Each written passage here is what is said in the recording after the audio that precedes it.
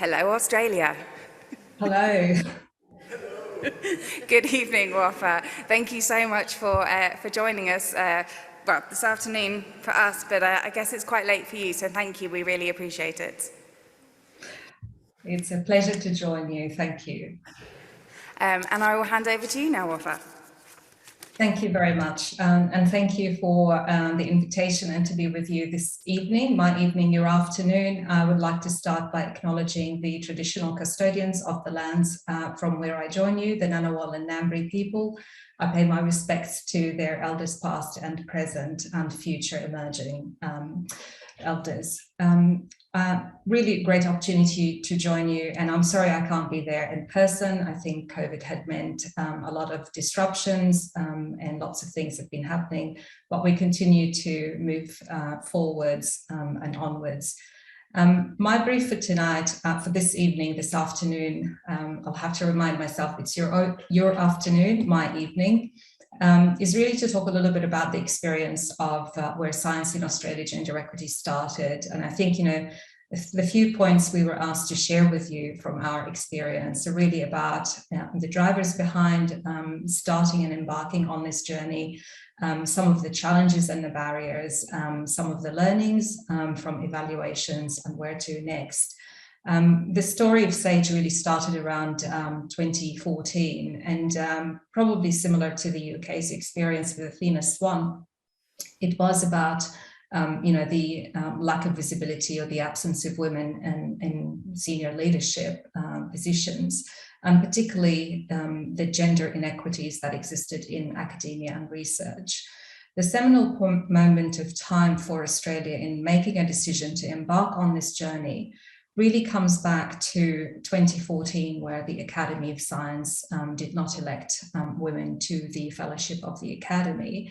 And that just crystallized for leaders, both men and women, of the academy, of the research and academic sector, that really action is needed, and it cannot continue to be the way it is. The inequities that were there were really unacceptable at that point in time and moving forward. So the spirit of the collective action that happened at the time came genuinely and truly from the Academy of Science and fellows of the Academy of Science, and they really mobilized a community around them from across the sector nationally. I think a couple of interesting points as well that coincided in that period, where not only the fact that the Academy of Science played a leadership role in there, but the fact that the academies were involved in this journey, including the Academy of Technology and Engineering, made government quite interested in the idea of SAGE and the creation of SAGE and the concept of SAGE, which really revolved around the knowledge and understanding of Athena Swan, or knowing about Athena Swan and the UK's experience with Athena Swan. And I think really that involvement also coincided with a time and point where we had at government level the National Innovation Science Agenda. So there was actually a real action in terms of strengthening and growing the skill base in STEM industry in particular. And so it's just the coincidences that came together, and the rest, as I say, is history. We had SAGE emerge from a workshop that brought the sector together, policy, advocates, government, academic research, and sort of like peak bodies to scope how they will make this happen.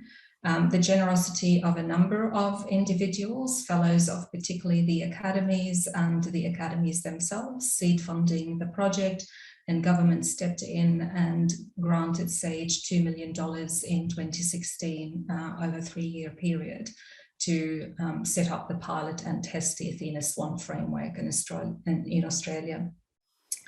I think the couple of important points in that about how the academies were important, it's really about the reputation and the credibility of the academies and the authority across the sector.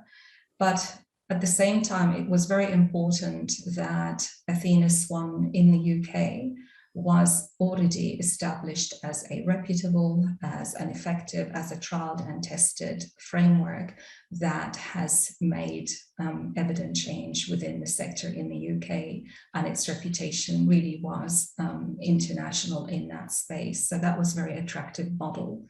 As Sarah mentioned, its adaptability in terms of really being flexible enough to suit the approaches different local contexts want to really work with, made it also attractive for us in Australia.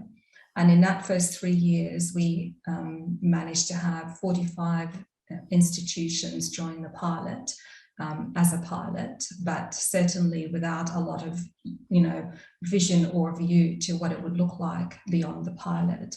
And I think, 45 institutions might sound quite small in comparison to the UK sector, but if I look at the higher education and research sector in Australia, we have about 95 organisations, 39 or so universities, 50 medical research institutes, give or take, and about a dozen of the publicly funded research organisations that are Commonwealth-funded research agencies. Moving on to the particular challenges and the obstacles that were faced, I think the key one really was we jumped into the pilot without actually much or any consultation with the sector. Time was not on our side. We did not have the luxury of time to really spend trying to adapt to the fullest extent Athena Swan framework from the UK. It was 2015. It was the part of the new approach that started at the time with Athena Swan to include intersectionality, a few other elements. And what we did really was simply to try and see at a couple of minor adjustments to accommodate our particular unique context, which is really our Aboriginal Torres Strait Islander people. And we knew then, as we also evidenced and know now, that that was not an appropriate approach. But I think the silver lining in what we did was the fact that we had a sector really that stayed on the course.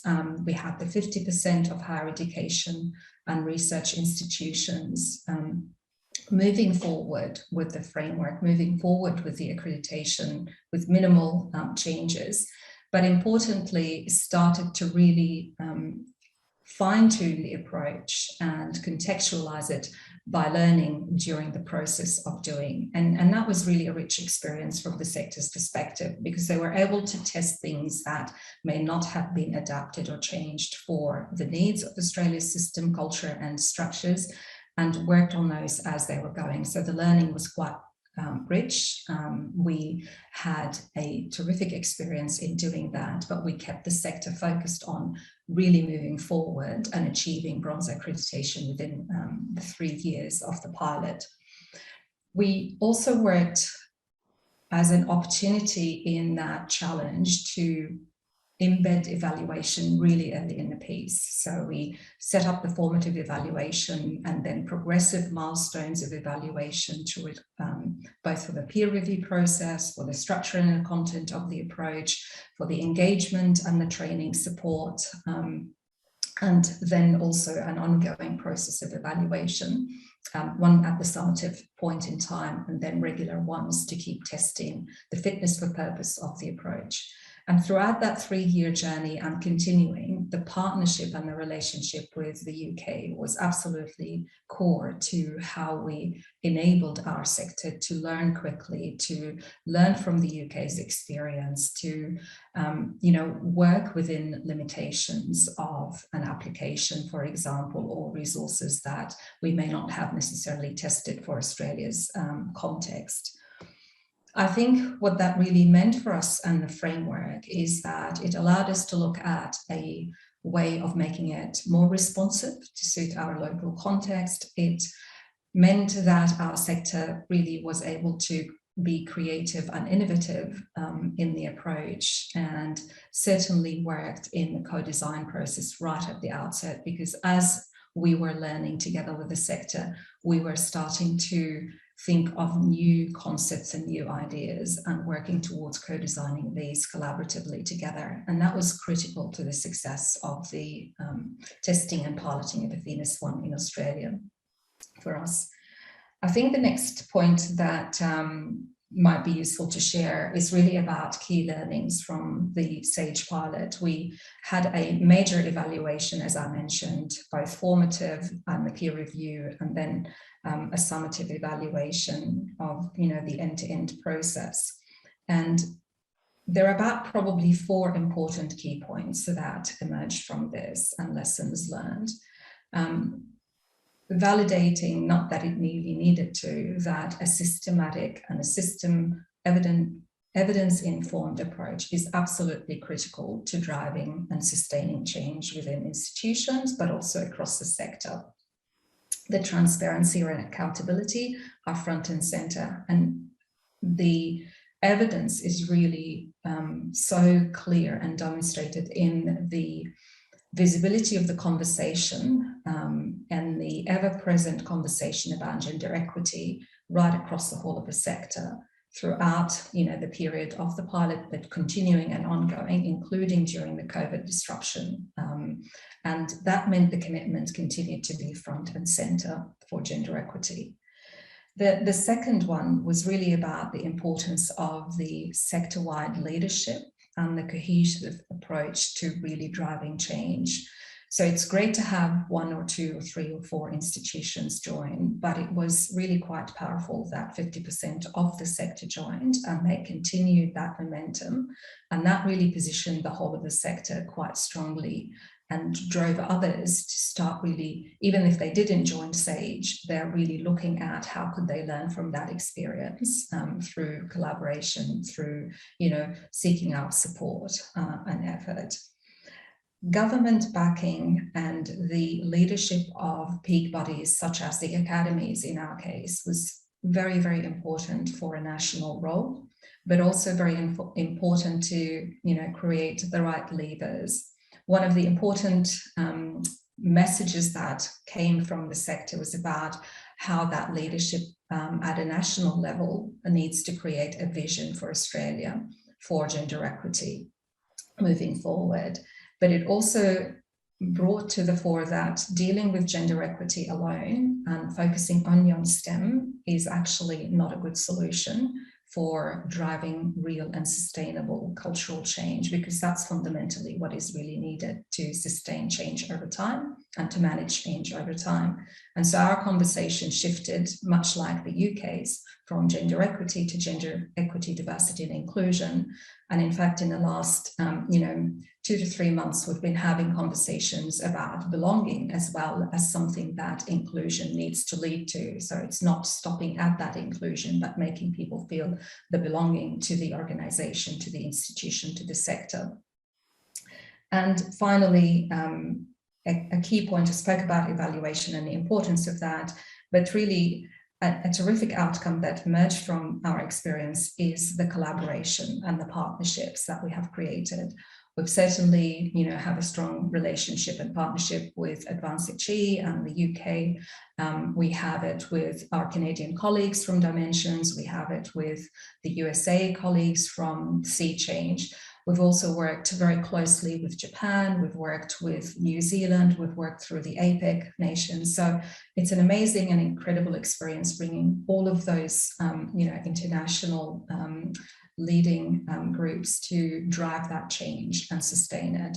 But we also worked nationally as well, collaborating. So we have a lot of partnerships that evolved as a result of, the pilot and SAGE, particularly with bodies that are already collecting data on gender equity or gender equity and diversity. And we've got a number of agencies that do that, in particular two that focus and are regulators of gender equity and diversity in Australia at state and territory level, but also at a federal level. So that collaboration is essential to bringing the regulatory burden down. And I think, the The reforms that happen to Athena Swan are exactly about that administrative burden, but keeping the rigor and maintaining, the outcomes and the focus on impact moving forward. And that's exactly the journey point where we're at now, is bringing and joining those points of the various schemes that are on the ground, that are happening at a local level, at a national level, with the view to looking at the collecting ones and reporting multiple times and leveraging those opportunities for collaborations and research and knowledge creation. The last 2 days in Australia have been, our inaugural Diversity Interventions Conference, which I'm really delighted and pleased to have collaborated with, Oxford and Pavel and Sarah with Advanced HE, and the whole of the community that is, sitting here today listening to this. We had our audience over the last 2 days online sharing and exchanging ideas. We had terrific abstracts, terrific evidence of change that is already happening in Australia. And I think this positions us really, really well to keep driving that change. I think the next phase is for us to really build on this opportunity and strengthen those collaborations, and look at how we create those comparable data sets or comparable frameworks that we can actually encourage the sector to compete positively and constructively to lift our performance in gender equity, diversity, inclusion, and hopefully making everyone feels the sense of belonging to an organization. So thank you so very, very much for the opportunity to join you at this conference. And I'm really looking forward to hosting the Diversity Interventions 2023 in Australia. So, it's an open invitation, and we're really looking forward to continuing this collaboration.